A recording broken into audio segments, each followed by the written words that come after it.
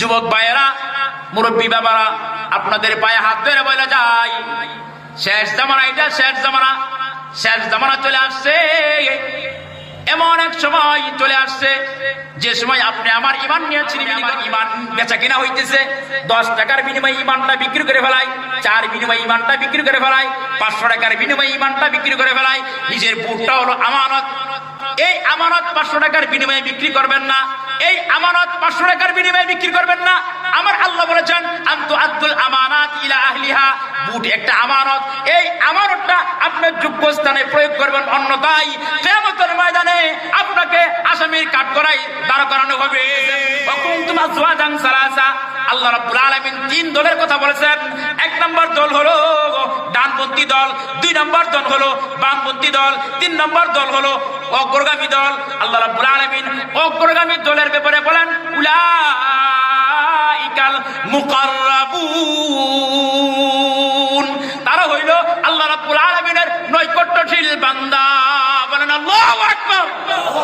আজকে 10:40 আনুমানিক 10:40 একটা ভূমিকম্প। এই ভূমিকম্পের কারণে ঢাকার অনেক মানুষ আত্মরক্ষার জন্য, নিজে বাঁচার জন্য ছাদ থেকে লাফ দিয়া, 2 তলা 3 তলা থেকে লাফ দিয়া মাথা ভাঙছে, পাও ভাঙছে, হাত ভাঙছে, মানুষ নিহত হয়েছে, মারা গেছে।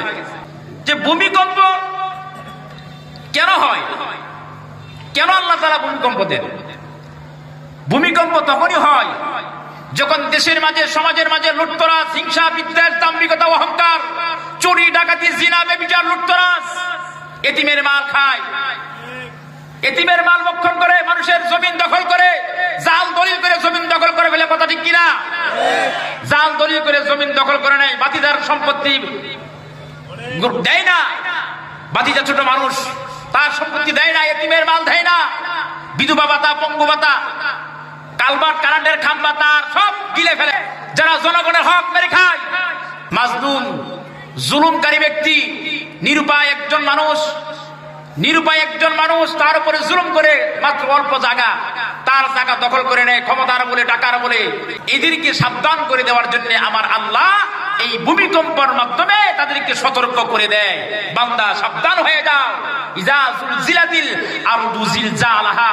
যেদিন আমার আল্লাহ জমিনকে প্রকম্পিত করবেন, জমিনকে নাড়া দিবেন, সেই দিন কোনো মানুষের এত শক্তি সামর্থ্য নাই, এত দুঃসাহস নাই, জমিনের উপরে অবস্থান করবে। ইজা জুলজিলাতিল আরদু জিলজালাহা। যেদিন আল্লাহ রাব্বুল আলামিন জমিনকে নাড়া দেয়, জমিনকে প্রকম্পিত করেন, এমন মুহূর্তে কারো এরকম দুঃসাহস নাই, জমিনের উপরে স্থির থাকবে। আমার আল্লাহ সূরাতুল ওয়াকিয়ায় কিঞ্চিত পরিমাণ আলোচনা করেছেন। সূরাতুল ওয়াকিয়া, কিয়ামত কখন ঘটবে, কিয়ামতের সংঘটিত হওয়ার কিছু সংবাদ, কিয়ামত সংঘটিত হওয়ার কিছু সংবাদ আল্লাহ রাব্বুল আলামিন সূরাতুল ওয়াকিয়ার মধ্যে সুন্দরভাবে ইরশাদ ফরমাইছেন। আমার আল্লাহ বলেন, ইযা ওয়াকাতিল ওয়াকিয়া। যেদিন ঘটনা ঘটে যাবে, যেদিন কিয়ামত সংঘটিত হয়ে যাবে, যেদিন কিয়ামত সংঘটিত হয়ে যাবে, লাইসা লিওয়াকাতিহা কাযিবা। আর কিয়ামত সংঘটিত হয়ে যাবে, এইটা কোনো মিথ্যা সংবাদ নয়, এইটা কোনো মিথ্যা সংবাদ নয়। খাফিদাতুর রাফিআ। যেদিন কিয়ামত সংঘটিত হয়ে যাবে, আমার মা বোনেরা, রুটি যখন বাজে, রুটিটা যেমন উলট পালট করে, আল্লাহ রাব্বুল আলামিন কিয়ামতের আগ মুহূর্তে ভূমিকম্প দেওয়ার মাধ্যমে আমার আল্লাহ জমিনটাকেও উলট পালট করে দিবেন, ইযা রুজ্জাতিল আরদু রাজ্জা। জমিনের মাঝে বড় বড় পাহাড় কে দিয়েছেন? জমিনের মাঝে বড় বড় পাহাড় গুলা আমার আল্লাহ দিয়েছেন। জমিন যখন আমার আল্লাহ সৃষ্টি করেন, জমিন নড়াচড়া করে, তখন বান্দা আল্লাহর কাছে অভিযোগ করে, ওগো আল্লাহ, আমাদের জন্য আপনি জমিন বানাইছেন, আমাদের জন্য আপনি আসমান বানাইছেন, আমাদের জন্য আপনি দুনিয়ার সকল সৃষ্টিজীবকে আমাদের কল্যাণার্থে আপনি সৃষ্টি করেছেন। মাওলা, জমিন আমাদের জন্য বানাইছেন, জমিন তো নড়াচড়া করে, জমিনের উপরে 10 তলা বিল্ডিং করতে পারি না, জমিনের উপরে খেত খামার করতে পারি না, জমিনের উপরে চলাফেরা করতে পারি না। মাওলা, জমিনটারে এমন ভাবে করে দেন যেন জমিনটা স্থির হয়ে যায়, জমিন যেন আমাদেরকে নিয়ে নড়াচড়া না করে। আমার আল্লাহ বলেন, ওগো আমার উম্মত, ও বান্দা ওয়াল জিবালা আরসাহা আল্লাহ রাব্বুল আলামিন জমিনের ভিতরে বড় বড় পাহাড়গুলো স্থাপন করে দিয়েছেন প্যারাক স্বরূপ। কি স্বরূপ? প্যারাক স্বরূপ স্থাপন করে দিয়েছেন। আমরা যখন টেবিল বানাই, মিস্ত্রি ভাই যখন টেবিল বানাই, ওই টেবিলের ভিতরে প্যারাক দেয় কি দেয় না? প্যারাক দেওয়ার আগে টেবিলটা যেমন নড়বড় করে নড়াচড়া করে, প্যারাক মারার পরে টেবিলটাকে নড়বড় করে কিনা? টেবিল নড়বড় করে না, লড়াচড়া করে না। আমার আল্লাহ বলেন, ও দুনিয়ার মানুষ, যখন তুমি দুনিয়ার বুকে বসবাস করো, আমার কাছে অভিযোগ জানাইছো জমিন নড়াচড়া করে, জমিন স্থির থাকতে পারে না, তখন আমি আল্লাহ ও উম্মত ও বান্দা তোমাদের প্রতি দয়াদ্র হয়ে, তোমাদের প্রতি খুশি হয়ে আমি আল্লাহ জমিনটারে প্যারাক মাইরা পাহাড় নামক প্যারাক দিয়া আটকাইয়া দিছি। বলেন সুবহানাল্লাহ। আমার আল্লাহ বলেন, এই পাহাড় সমূহ কিয়ামতের আগ মুহূর্তে ইযা উজ্জাতিল আরদু রাজ্জা উড়ে তোলার মতো উড়ে উড়ে চলে যাইতে থাকবে। পাহাড়গুলা রুয়ের মতো উড়তে থাকবে। ইযা উজ্জাতিল আরদু রাজ্জা, জমিনটা প্রকম্পিত হবে, প্রবল হারে ভূমিকম্প হবে, প্রবল হারে ভূমিকম্প হবে, জমিন উলটপালট হয়ে যাবে, জমিনের মধ্যে কেউ স্থির থাকতে পারবে না, চলাফেরা করতে পারবে না। লা তাকুমু সাআতু আলা আহাদিন হাত্তা ইয়াকুলা ফিল আরদি আল্লাহ আল্লাহ। আমার আল্লাহ বলেন, এই কিয়ামত সংঘটিত হবে, মুমিনের উপর কিয়ামত হবে না, মুমিনের উপর কিয়ামত হবে না, কিয়ামত সংঘটিত হবে নিকৃষ্টতম মানুষের উপর। নিকৃষ্টতম মানুষের উপরে কিয়ামত সংঘটিত হয়ে যাবে। মুমিন কোন সময় ভিতর সন্তুষ্ট হবে না, মুমিন ভয় পাবে না, মুমিন সাহস হারাবে না, মুমিন তার ঈমানের বলে। কারণ মুমিন সে জানে কিয়ামতের আগ মুহূর্তে এমনটি হবে, কিয়ামতের আগ মুহূর্তে জমিন নাড়া দিবে, কিয়ামতের আগ মুহূর্তে দাব্বাতুল আরদ প্রকাশ পাবে, কিয়ামতের আগ মুহূর্তে আগুন প্রকাশ পাবে, কিয়ামতের আগ মুহূর্তে খনিজ সম্পদগুলো বের হয়ে যাবে, কিয়ামতের আগ মুহূর্তে রং তামসা গান বাদ্য বাজনা বেড়ে যাবে। এগুলা মুমিন কিন্তু ভালো করেই জানে। এই জন্য মুমিন বিচলিত হবে না, সাহস হারাবে না, মুমিন তার আপন তবিয়তে বহাল থাকবেন। বলেন সুবহানাল্লাহ। একজন বেঈমান, একজন পাপিষ্ঠ, সে তো তার আপন তবিয়তে বহাল নাই। সে চিন্তা করে কাটটা মাইরা খাওয়া যাবে, তার টাকাটা কেমনে আমার ব্যালেন্স আনা যাবে, তার জমিটা কেমনে দখল করা যাবে, পঙ্গু ভাতা কেমনে মাইরা খাওয়া যাবে, বিধবা ভাতা কেমনে মাইরা খাওয়া যাবে, রিলিফের চাউল কেমনে মাইরা খাওয়া যাবে, কথা ঠিক কিনা? জাল দলিল করে কেমনে দখল করা যাবে, সুদের ব্যবসাটা কেমনে প্রসারিত করা যাবে, ঘুষের ব্যবসাটা কেমনে প্রসারিত করা যাবে, ওইগুলো চিন্তা করে ওই সমস্ত ব্যক্তির জন্য কিয়ামতটা ভয়াবহ, কিয়ামতটা বিভীষিকাময় হয়ে যাবে। এই জন্য আল্লাহ রাসূল বলেন, লা তাকুমু সাআতু আলা আহাদিন হাত্তা ইয়াকুলা ফিল আরদি আল্লাহ আল্লাহ। কিয়ামতটা এমন মানুষের জন্য হবে না যে মানুষটা দুনিয়ার মাঝে আল্লাহ আল্লাহ জিকির করেনওয়ালা।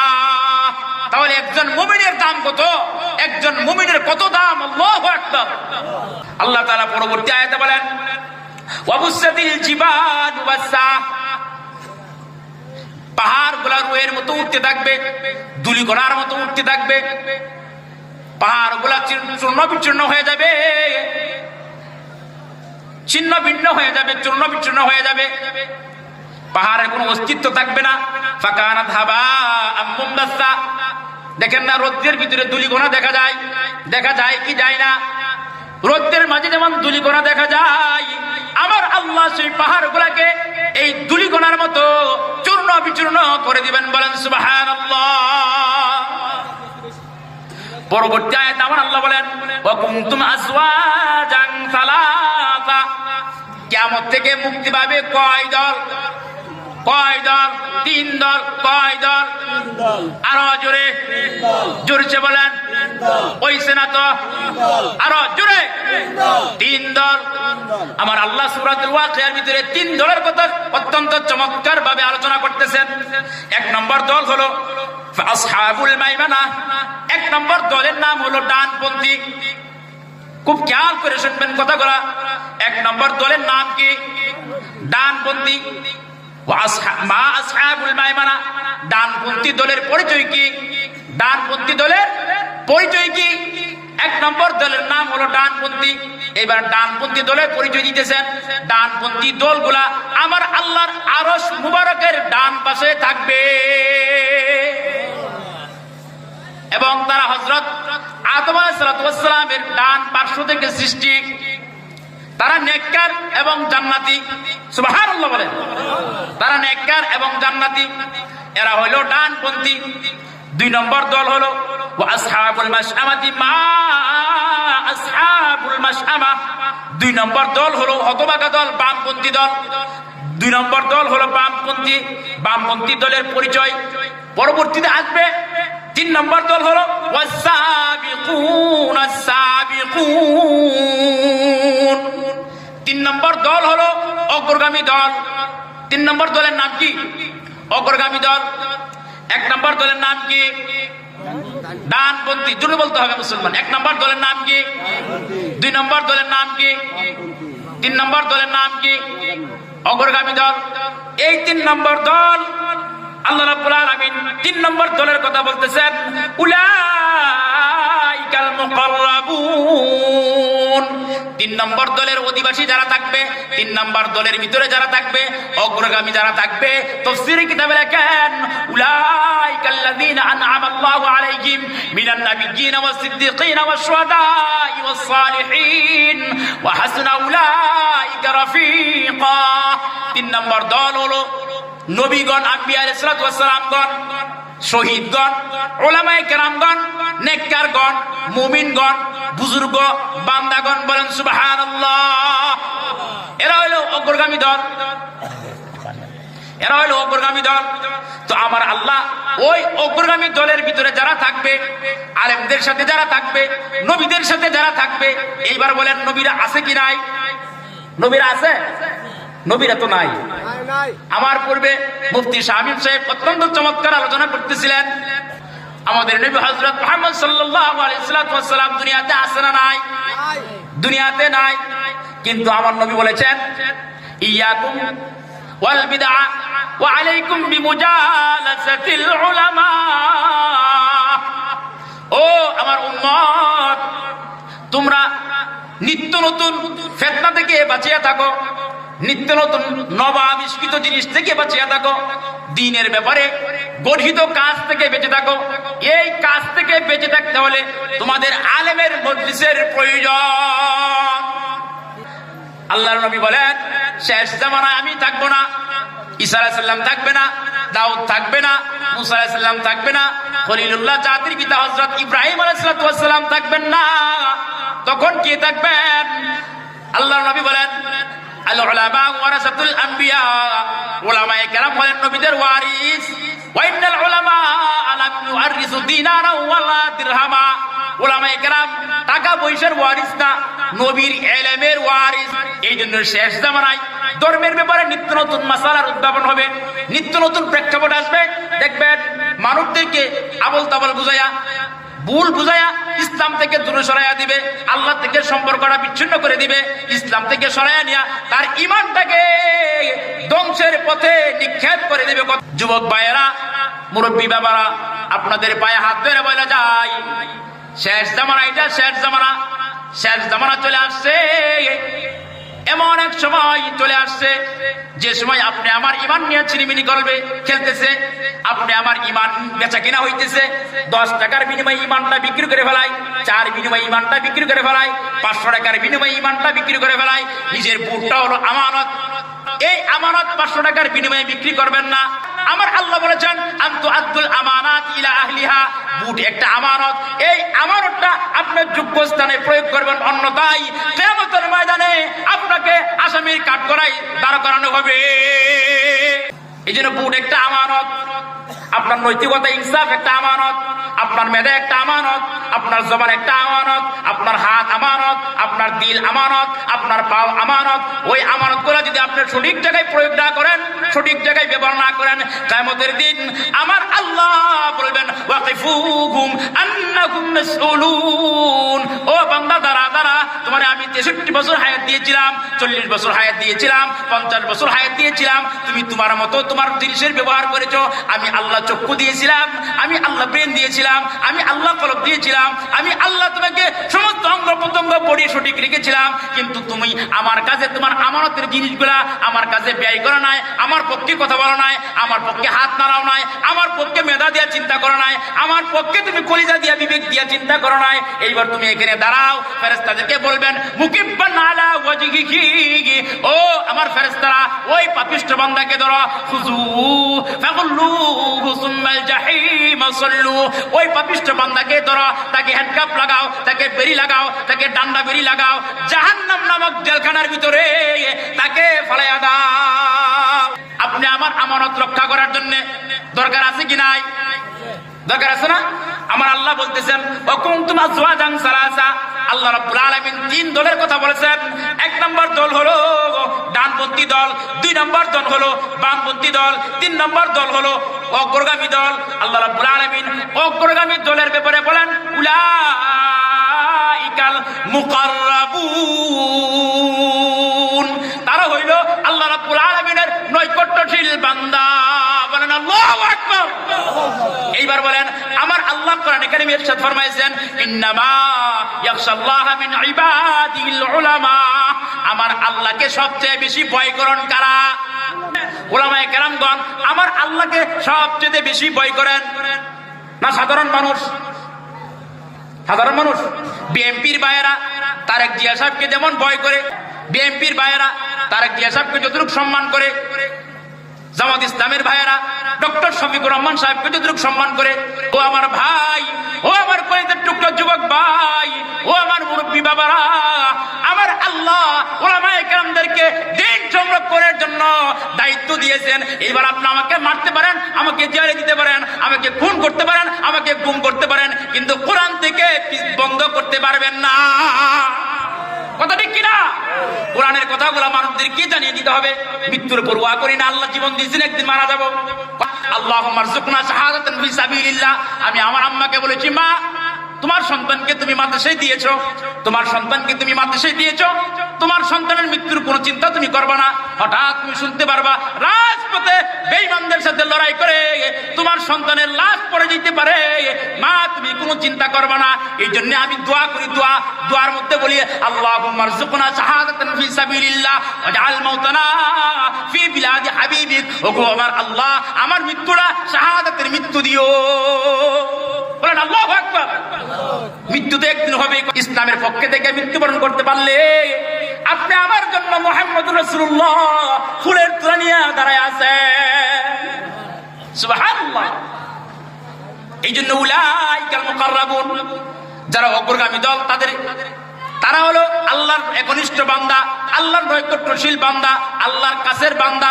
আল্লাহর নবী বলেন রুব্বা আশআসা মাদফুকিন বিল আবওয়াব ওয়ালাউ আকসামা আলাল্লাহি লা বাররা।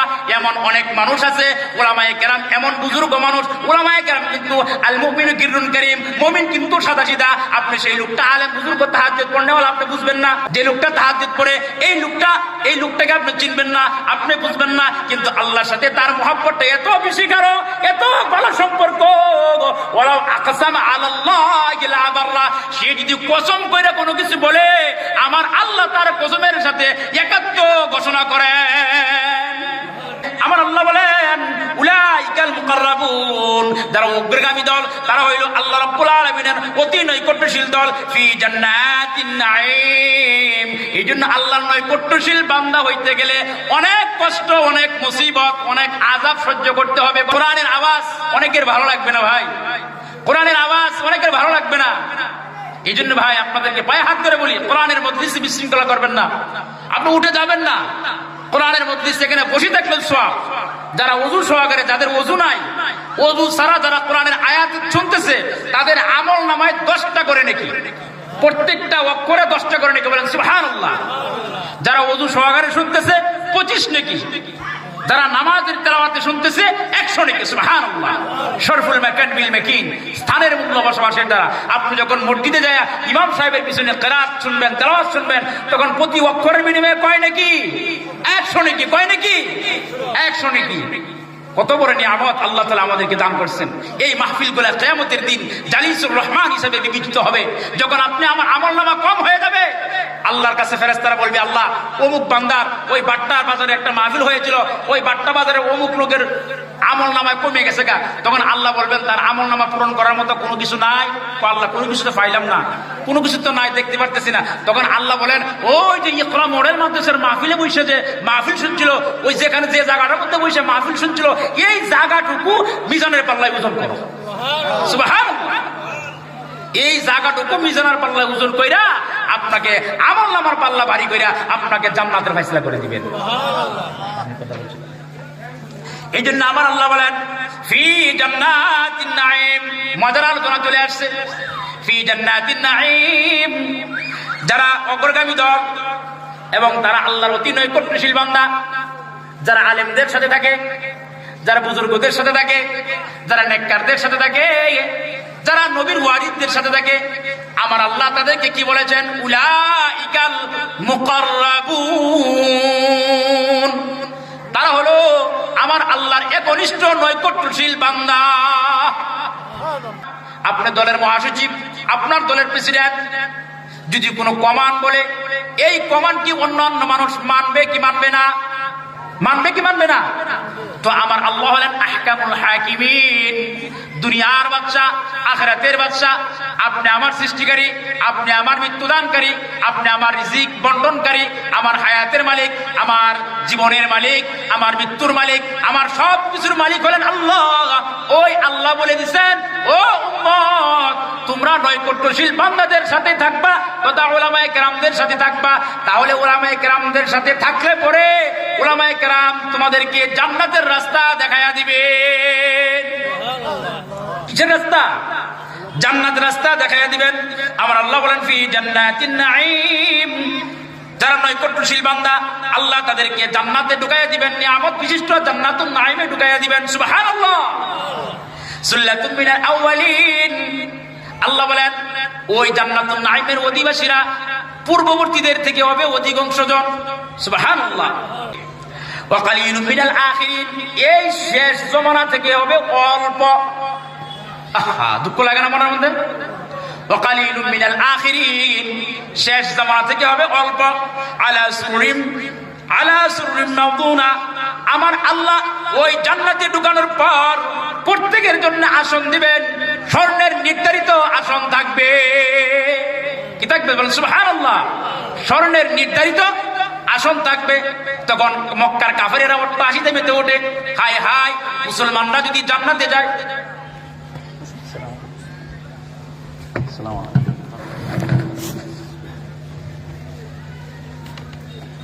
মুসলমানরা যদি জান্নাতে যায়, ওই জান্নাতে যাওয়ার পরে স্বর্ণের চেয়ার দিব, স্বর্ণের পালং দিব।